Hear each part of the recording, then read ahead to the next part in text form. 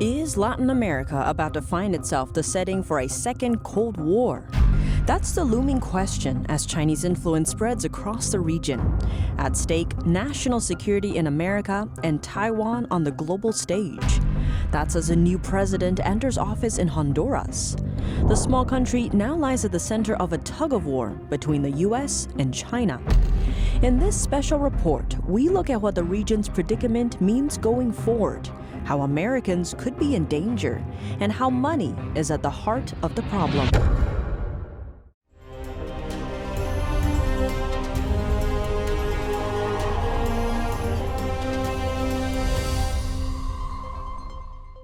Welcome to China in Focus. I'm Tiffany Meyer. The world watched as unprecedented protests broke out in Cuba last summer against the island's communist regime. But soon those videos vanished from the internet.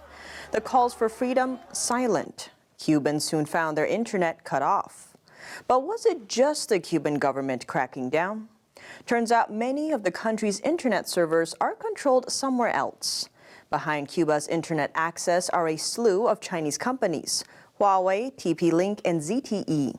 A 2017 report by the Open Observatory of Network Interference found traces of Chinese code in interfaces for Cuban Wi-Fi portals. For the Cuban government, the internet has never been free. Since 1996, when it was first regulated, access to the internet has been granted selectively. Since then, the rules have only gotten stricter. Even sales of internet modems and personal computers became restricted. That's according to a 2003 report from Reporters Without Borders entitled Internet Under Surveillance. Instead, only certain state employees are allowed to go online. And China seems to be backing Cuba in controlling what can or cannot be said or seen online. How does that kind of influence happen? One word: money. China is Cuba's second largest trading partner, the first being Venezuela. In 2020, Chinese exports to Cuba topped over $480 million. That's according to the United Nations Comtrade database on international trade. So why is China funneling so much money into Cuba? Let's look at a map. Cuba is a close neighbor to the southeast United States. We don't want China to get close enough to have listening posts where they can do observations and things. So my understanding is that there's one in Cuba, and it's manned by Chinese troops. China economic analyst Antonio Graceffo notes that China wants that access. But it seems China is eyeing more than just Cuba. On January 27th, the first female president in Honduras takes office. Yes, well, Xiomara Castro, that is the president-elect for Honduras, told during her campaign that she was interested in shifting diplomatic relations from Taiwan to China, and this was especially related to her interest to finance ambitious infrastructure projects, and of course, the money is in Beijing. Researcher at Impunity Observer Paz Gomez notes that as of now, Honduras is one of the few countries that recognizes Taiwan rather than Beijing. But aside from growing political fears over a potential switch to China, the U.S. has a much bigger fear. Just like Cuba, Honduras is close to the coastal U.S. Now, Honduras, if they could put a listening post there, they could observe, how our ships are traveling, our patterns, figure out, because our Navy trains, of course, in the Caribbean, and they could find that out. Also, we're doing joint exercises with nations that we're friendly with, and so China would be able to observe those more easily. But how exactly could China take advantage of that geography? China will come and build a very highly visible infrastructure project. They will loan the host country the money to pay for the project. The host country will then use the money to pay Chinese companies to build the project. And now the host country is on the hook to China. They owe China money, they have to pay interest. And all the money has already come back to China through construction companies. And the projects that China builds are very generally, we call them mega projects now, and these are large infrastructure projects which are very visible. That's under China's infrastructure outreach policy known as the Belt and Road Initiative. While doing these infrastructure projects, China also provides credits. because or Latin American countries do not have the liquidity to finance these projects at once. So this also ties the countries with China. And in the case that some of them default, what could happen is that China gain more control of the management of these projects. With that control comes power and influence.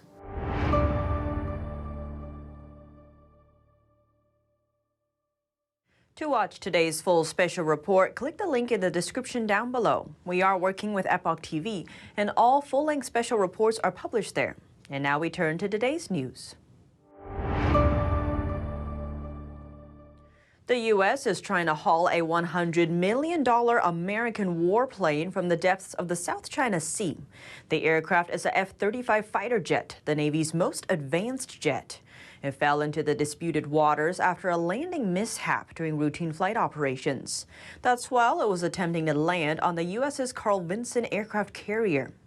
The U.S. Navy confirmed the aircraft went under after it made impact with the carrier's flight deck. A statement from the Navy says 7 sailors were injured. The pilot ejected from the aircraft and was taken to safety in a U.S. military helicopter. The damage to the aircraft carrier is superficial, and all equipment needed for flight operations still functions. Though the Navy has not revealed where in the South China Sea the crash took place, China claims about 90% of the South China Sea, though the U.S. and other nations dispute those claims. The U.S. Navy was also asked about an unsourced media report. The report suggested there were fears that China could also try to retrieve the crashed aircraft. The fleet spokesperson replied that the Navy cannot speculate on China's intentions. U.S. diplomatic staff inside China are making a request to the State Department to let them and their families leave the country. CNN cited sources familiar with the matter, saying the request for an authorized departure was made amid growing concerns about China's strict pandemic containment measures. The term authorized departure doesn't refer to a formal order. Instead, it gives diplomats, their families, and their staff the option to stay out of China until they feel it's safe to return. Sources said this request has not yet been approved. Responding to NTD's request for comment, the State Department said the status of the U.S. mission in China has not changed. A spokesperson also added that any potential changes will be based on the health, safety, and security of State Department employees and their family members. On the other hand, Chinese state-controlled media have denounced the U.S. request. One outlet, the Global Times newspaper, called it a dirty trick.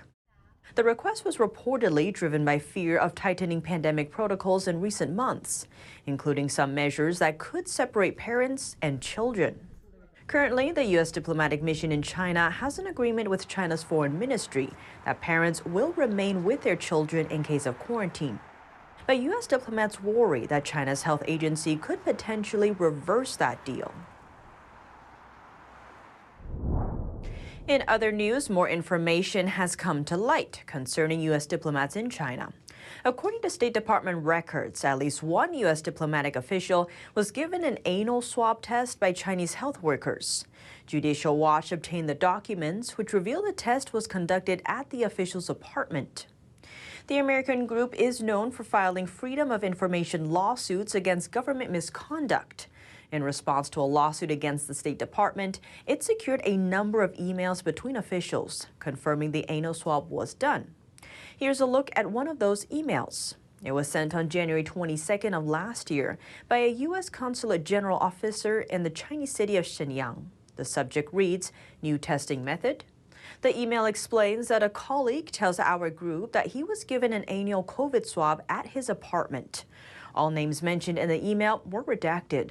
A reply to that email appears to confirm the incident, noting the official was given little notice and no alternative options to getting the invasive swab. It says he had to do both a nose and anal swab. Hollywood movie star Keanu Reeves may face a boycott in China. His recently released movie, The Matrix Resurrections, is under fire. That's after American magazine Rolling Stone announced the star would join a benefit concert for Tibet in March.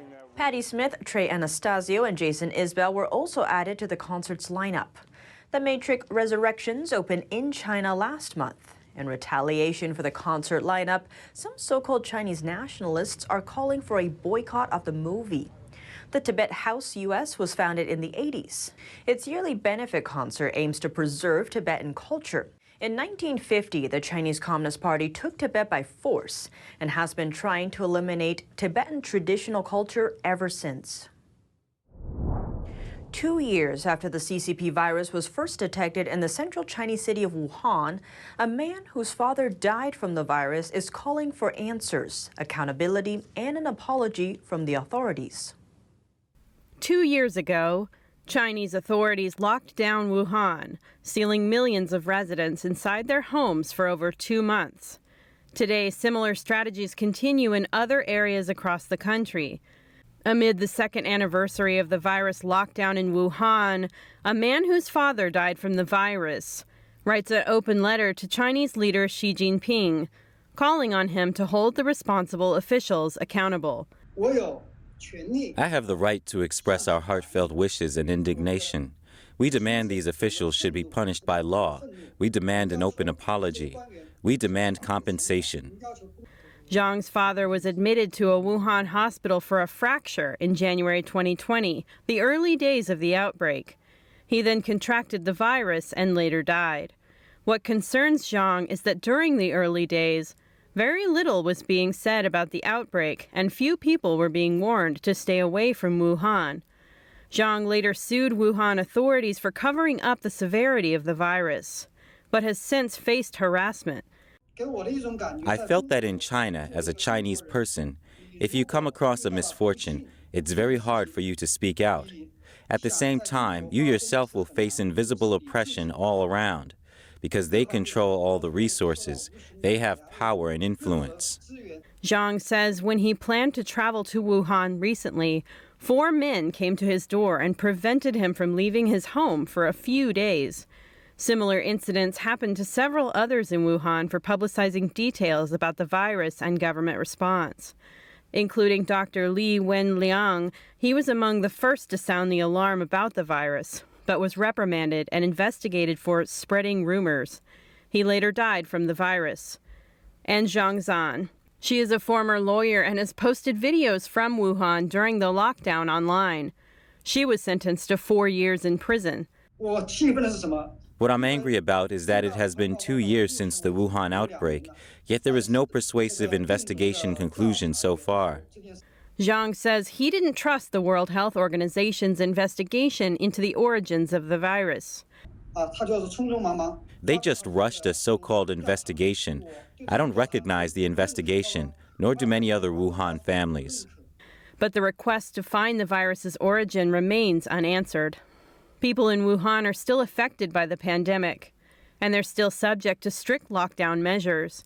In fact, China has adopted a zero-case policy.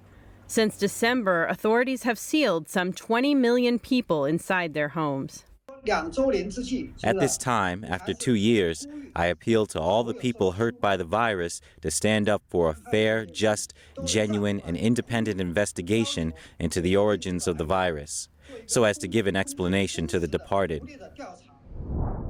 Boxes of produce are tossed out like trash, though many are still unspoiled. Meanwhile, many people under lockdown have no access to fresh food, and for some, dwindling access to any food at all. This woman with a northern Chinese accent filmed this scene.